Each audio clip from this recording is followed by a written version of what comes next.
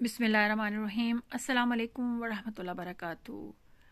अज़ीज़ तुलबा, उम्मीद है आप लोग खैरियत से होंगे। आज जमात नहम का सूरह अनफाल फेडरल और पंजाब बोर्ड के तीसरा हिस्सा सवाल जवाब सूरह अनफाल के वो मैं आपके लिए लेकर आई हूँ। देखिए, आज मैं आपको सूरह अनफाल के कहाँ से कहाँ तक सवालात, हमारे आयत नंबर 37 तक आपके तमाम सवालात हो चुके थे। आयत नंबर 37 तक आपके तमाम सवालात कवर हो चुके थे। आज मैं आपको आयत नंबर 38 से 44 और 45 से 48 और 49 से 58 तक के तमाम सवालात के जवाबात कराऊंगी। अगर आपको चैनल पे नए हैं तो इसको सब्सक्राइब करें, शेयर करें और लाइक करें। इसके साथ साथ अगर आपको चीज़ नहीं मिलती तो आप प्लीज़ माई एक्सप्लेट चैनल पे जाके प्लेलिस्ट ओपन करें। आपको बेटा हर चीज़ वहाँ पे मौजूद मिलेगी। जो चीज़ आपको ना समझ आए प्लीज़ आप आराम से बिला झिझक मुझसे पूछ सकते हैं। इंशाल्लाह ताला मैं आपकी ज़रूर हेल्प करूंगी। शुरू करते हैं आयत नंबर 38 से 44 तक के सवाल जवाब। जी, ये आप थोड़ा सा ऊपर से देख लें, ये एक्स्ट्रा सवाल जवाब हैं। आप चाहे तो इसको भी एक दफा पढ़ लीजिएगा। आपको इसका स्क्रीनशॉट ले लें। ये बात को शॉर्ट क्वेश्चन में आ जाते होते हैं, तो आप पर मुनहसर करता है आप चाहे इसको याद करें या इनको समझ लें। उसके बाद आपका सवाल नंबर जो आपका 44 आयत तक होता है वो पहला सवाल है। इस सबक में सूरह अनफाल में माल गनीमत तकसीम के बारे में क्या हुक्म है?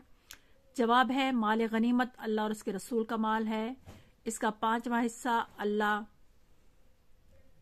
ये लफ्ज अल्लाह और लिखा हुआ है, और उसके रसूल का है, सल्लल्लाहु अलैहि वसल्लम का है, जो रिश्तेदारों, यतीमों, मोहताजों और मुसाफिरों में तकसीम किया जाएगा। ज़ाहिर है इसको समझ लें कि जो अल्लाह और उसके रसूल का हिस्सा है वो ज़ाहिर खुद तो थोड़ी इस्तेमाल करेंगे। वो जो अल्लाह और उसके रसूल का 5वां हिस्सा उनके हिस्से में आता है वो अल्लाह और उसके रसूल यानी अल्लाह के हुक्म से आप सल्लल्लाहु अलैहि वसल्लम या तो अपने रिश्तेदारों को दे देंगे या यतीमों में तकसीम कर देंगे या मोहताजों में या मुसाफिरों में, यानी 1 2 3 4 लोगों में। और जो बाकी 4 हिस्से हैं वो मुजाहिदीन में बराबर तकसीम किए जाएंगे। जो फौज लड़ने वाली में वो 4 हिस्से बराबर हिस्सों में वो सबके पास बराबर आ जाएंगे। सिर्फ 5वां हिस्सा अल्लाह और उसके रसूल को दिया जाएगा।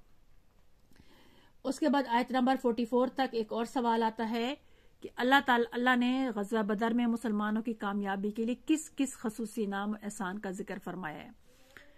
नंबर 1, अल्लाह ने मुसलमानों पर नींद की चादर ओढ़ दी, यानी थोड़ी देर के लिए सुला दिया ताकि वो सुकून महसूस करें, और इस तरह कुफार की ज्यादा तादाद को मुसलमानों की नजर में कम करके दिखाया, ये भी इनाम किया।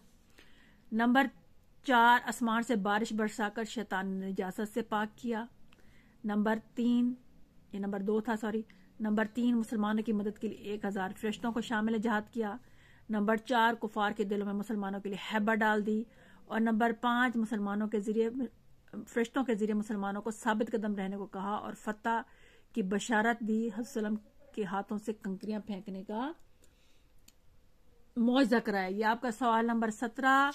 और सवाल नंबर जो है वो आपका ग़ज़वा बदर में अल्लाह ताला के किन इनामात का जिक्र है, ये तकरीबन एक ही है। ठीक है, इसको परेशानी होना, सवाल ये वाला सवाल और पिछले वाला सवाल आपका तकरीबन एक ही आंसर है। उसके बाद आपकी आयत नंबर 44 तक ये तमाम सवालात के जवाब खत्म हो जाते हैं। अब आयत नंबर 48 तक जो आपका सवाल आज शुरू होता है वो ये शुरू होता है, कुफार के साथ मुकाबले की सूरत में मुसलमानों को कौन से काम करने और किन बातों से बचने का हुक्म है।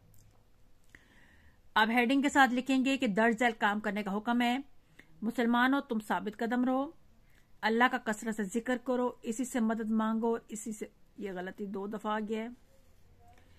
नंबर 3, अल्लाह और उसके रसूल के इताअत करो। नंबर 4, सब्र से काम लो और मुत्तहद होकर दुश्मनों से लड़ो।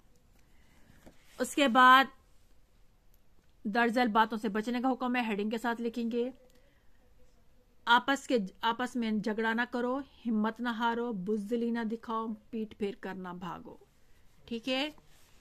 उसके बाद इसी आप आयत नंबर 8 तक एक और सवाल बनता है आपका, ग़ज़वा बदर में मुसलमानों की नुसरत के लिए नाजिल होने वाले फरिश्तों को देखकर शैतान का रद्द अमल क्या था।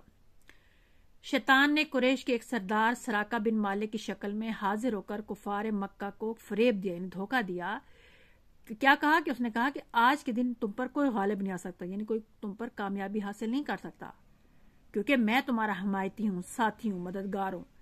لیکن دوران جنگ مسلمانوں کی مدد کے لیے نازل ہونے والے فرشتوں کو دیکھ کر وہ الٹے پاؤں پھر گیا، یعنی بھاگ گیا، اور کفار سے کہنے لگا کہ مجھے تم سے کوئی واسطہ نہیں، میرا یعنی اب تمہارے ساتھ کوئی تعلق ہی نہیں ہے، میں ایسی چیزیں دیکھ رہا ہوں جو تم نہیں دیکھ سکتے۔ ظاہر ہے وہ فرشتہ تھا تو ظاہر ہے وہ تو دیکھ سکتا تھا کہ اوپر سے کون آ رہا ہے، تو باقی لوگ تو نہیں دیکھ سکتے تھے، اس لیے اس کو خوف طاری ہوگا، اپنا انجام نظر آنے لگا۔ تو کہتا ہے کہ مجھے تو خدا کے غضب سے ڈر لگتا ہے، اور وہ کفار کو بے یار و مددگار یعنی اکیلا چھوڑ کر میدان جنگ سے بھاگ گیا۔ اس کے بعد آیت نمبر آپ کا 58 تک جو 3 سوالات بنتے ہیں وہ یہ بنتے ہیں کہ جہاد کی سورہ انفال کی ان آیات میں مسلمانوں کی جہاد کی تیاریاں دیکھ کر منافقین نے کیا تبصرہ کیا، یہ کیا کہنے لگے؟ جہاد کی تیاریاں دیکھ کر منافقین کہنے لگے کہ مسلمانوں کو ان کے دین نے مغرور کر رکھا ہے، اور مسلمانوں کی مٹھی بھر بے سر و سامان، یہ اکٹھا لکھا گیا ہے، بے سر و سامان، اور یہ جماعت ہے، اوکے، اور مسلمانوں کی مٹھی بھر بے سر و سامان، نون یہاں پہ آئے گا، اور یہاں پہ یہ جماعت قریش جیسی زبردست طاقت سے ٹکرانے جا رہی ہے۔ یعنی منافقین کہنے لگے کہ مسلمانوں کو ان کے دین نے مغرور کر رکھا ہے، اپنے آپ کو بڑا پراؤڈ فیل کرنے لگے ہیں، فخر کرنے لگے ہیں، حالانکہ وہ مسلمانوں کی جو مٹھی بھر جماعت ہے، یعنی تھوڑی سی جماعت ہے، وہ قریش کی اتنی بڑی جماعت سے لڑنے کے لیے جا رہی ہے، اور اس مارکے میں یعنی اس جنگ میں مسلمانوں کی تباہی یعنی ناکامی یقینی ہے۔ حضور اکرم صلی اللہ علیہ وسلم نے ان پر ایسا جادو کر رکھا ہے کہ جان بوجھ کر یہ موت کے منہ میں دھکیلے جا رہے ہیں، یعنی موت کے منہ کی طرف جا رہے ہیں۔ پھر آپ کا آیت نمبر 58 تک ایک اور سوال بنتا ہے کہ کفار کی جانب سے عہد شکنی کی صورت میں اللہ نے نبی اکرم صلی اللہ علیہ وسلم کو کیا ہدایت دی؟ نمبر 1 ہے کفار کی جانب سے عہد شکنی یعنی وعدہ توڑنے کی صورت میں اللہ نے حضور اکرم صلی اللہ علیہ وسلم کو حکم دیا کہ اگر لڑائی میں انہیں پاؤ تو عبرت ناک سزا دو، یعنی سزا دیکھو کہ دنیا یاد رکھے، تاکہ کیا ہوگا اس سے کہ تاکہ ان کے پیچھے آنے والے بھی یعنی ان سے آنے والے پچھلے جتنے بھی لوگ ہیں ان سے سزا سے عبرت حاصل کریں، یعنی سبق حاصل کریں، اور پھر وہ بھاگ جائیں۔ نمبر 2 اگر کفار سے غداری کا اندیشہ ہو، یعنی تم سے وہ دھوکہ دے، غداری کریں، تو کیا کرو؟ ان کا عہد انہی کی طرف پھینک دو، یعنی وعدہ انہی کی طرف توڑ کر پھینک دو اور برابر کا جواب دو۔ فریق مخالف کی لا علمی میں ان سے معاہدات توڑنے اور انہیں نقصان پہنچانے کی اللہ کی طرف سے اجازت نہیں۔ فریق مخالف یعنی جو آپ کا دشمن ہے، لا علمی یعنی اس کو بتائے بغیر، یعنی آپ نے جو معاہدہ توڑنا ہے ان کو بتا کے توڑو، یعنی ان کو بتائے بغیر توڑ کے چپ ہو جاؤ، نہیں، ان مخالف یعنی اپنے دشمن کو بتائے بغیر معاہدہ توڑنے اور انہیں نقصان پہنچانے کی اللہ کی طرف سے بالکل اجازت نہیں ہے، اس لیے قبل از وقت اطلاع دینا ضروری، یعنی پہلے اطلاع دے دو کہ ہمارا تمہارا آج سے معاہدہ ختم، اب جو ہم دل چاہے ہم کریں گے، جو تمہارا دل چاہے وہ کریں۔ اب آخری سوال جو سورہ آپ کی آیت نمبر 58 تک ہوتا ہے وہ آتا ہے کہ سورہ انفال میں فرعون اور آل فرعون کی ہلاکت اور بربادی کے کیا اسباب بیان کی گئے، کیا وجوہات ہیں کہ جس سے فرعون اور اس کی جو ہے نا وہ تباہ و برباد ہوئی۔ نمبر 1 کس وجہ سے برباد ہوئی؟ فرعون اور آل فرعون نے اللہ کی آیتوں کو جھٹلایا، انکار کیا، اللہ کے نبیوں کا انکار کیا اور انہیں ستایا، تنگ کیا۔ لوگ کفران نعمت کا شکار ہوئے، یعنی اللہ تعالیٰ نے جو ان کو نعمت دی ان کا انکار کیا، ان کو استعمال ہی صحیح نہیں کیا، ناشکری کی۔ نمبر 4 ان کی زندگی گناہوں سے آلودہ تھی، یعنی گناہوں بہت زیادہ گناہ کرتے تھے، ان کی زندگی گناہوں سے بھری ہوئی تھی۔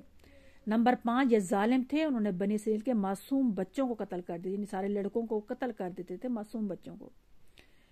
جب انہوں نے حضرت موسیٰ اور ان کے قوم کا پیچھا کیا اور جس پانی میں حضرت موسیٰ علیہ السلام اور ان کی قوم نے راستہ بنایا، اسی پانی میں اللہ نے فرعون اور آل فرعون کو ڈبو کر غرق کر دیا، ٹھیک ہے۔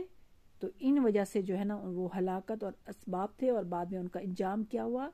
یہ آپ کی آیت نمبر 58 تک جتنے بھی 3 رکوع بنتے تھے، سبق بنتے تھے، درس بنتے تھے، اس کے سوال جواب ہو گئے ہیں۔ اب آپ کا آخری رہ گیا ہے 3 حصے، وہ انشاءاللہ تعالی آخری اس میں آپ کو اپلوڈ کر دوں گی انشاءاللہ تعالی۔ آپ لوگوں کے علم اور اس میں برکت عطا فرمائے۔ السلام علیکم ورحمۃ اللہ وبرکاتہ۔